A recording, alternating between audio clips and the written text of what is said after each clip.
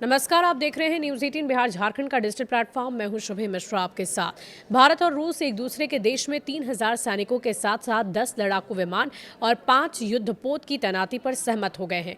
रूस की Sputnik news agency ने ये जानकारी दी है और इसका मतलब है कि अब भारत में रूस के सैनिक तैनात होंगे और रूस में भारतीय सैनिकों की तैनाती हो सकेगी। दशकों पुराने दोनों रणनीतिक साझेदारों के बीच हुआ यह ऐतिहासिक करार है। स्पुतनिक ने बताया है कि रूस के आधिकारिक कानूनी सूचना पोर्टल पर प्रकाशित एक समझौते में इस व्यवस्था के बारे में बताया गया। इस व्यवस्था में एक ही समय में 10 सैन्य विमान और 5 युद्धपोतों की तैनाती की अनुमति है। स्पुतनिक के अनुसार ये समझौता सैन्य इकाई, 9 सैनिक जहाज और लड़ाकू विमानों की आपसी तैनाती के नियमों की रूपरेखा तैयार करता है। इसके साथ ही किसी भी देश की तरफ से मेजबानी की जा रही सेनाओं के लिए लॉजिस्टिक तकनीक और ऑपरेशनल सहायता को भी शामिल करता है। इसके अलावा रूसी न्यूज एजेंसी ने यह बताया कि इस दस्तावेज में 21 अनुच्छेद शामिल हैं। ये 5 वर्षों के लिए वैध रहेगा और अगर दोनों देशों में किसी को भी कोई आपत्ति नहीं होती तो ये करार अपने आप बढ़ता रहेगा।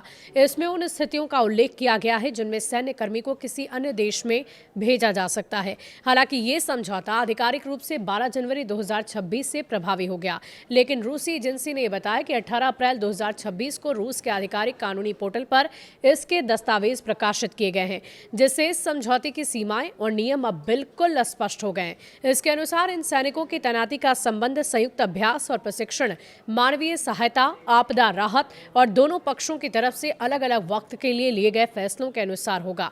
हालांकि इसके अलावा इस समझौते को लेकर कई तरह की शर्तें भी हैं और एक देश के क्षेत्र में किसी अन्य देश के 3000 से ज्यादा सैन्यकर्मी, 10 से ज्यादा विमान और 5 से ज्यादा जहाज एक ही समय पर मौजूद नहीं हो सकते। इसके साथ ही दोनों पक्ष हवाई क्षेत्र के उपयोग को सरल बनाने और एक दूसरे के बंदरगाहों में जहाजों के प्रवेश को सुगम बनाने पर सहमत हो गए हैं। इस समझौते पर फरवरी 2025 में मॉस्को में हस्ताक्षर किए गए थे और रूसी राष्ट्रपति व्लादिमीर पुतिन ने 15 दिसंबर को इसकी पुष्टि की थी।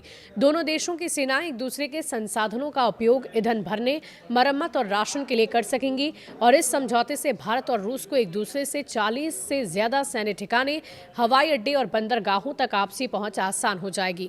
भारत को रूस के रणनीतिक रूप से महत्वपूर्ण आर्कटिक क्षेत्र और व्लादिवोस्तोक जैसे सुदूर पूर्वी बंदरगाहों तक पहुंच मिलेगी, जबकि रूस को हिंद महासागर क्षेत्र में भारतीय बंदरगाहों के माध्यम से लॉजिस्टिक सहायता मिल सकेगी। भारत ने अमेरिका के साथ भी ऐसा ही समझौता किया हुआ है। आपको बता दें कि रूस के साथ ये पैक्ट दिखाता है कि भारत अपनी रक्षा जरूरतों के लिए किसी एक पक्ष पर निर्भर नहीं है। समझौते के तहत भारत और रूस एक दूसरे की गोपनीय जानकारी, सैन्य ठिकानों की सुरक्षा सुनिश्चित करने के लिए प्रतिबद्ध हैं। दिसंबर 2025 में राष्ट्रपति पुतिन की भारत यात्रा के दौरान इन समझौतों को अंतिम रूप दिया गया था और 2026 की शुरुआत में इसे पूरी तरह लागू कर दिया गया ताकि दोनों देशों की सेनाएं संयुक्त अभ्यास और मानवीय सहायता के लिए एक दूसरे के संसाधनों का तुरंत ही उपयोग कर सके। तो इसका कितना फायदा भारत और रूस को मिलेगा, ये हमें आप कमेंट सेक्शन में लिखकर बताइए। शुक्रिया।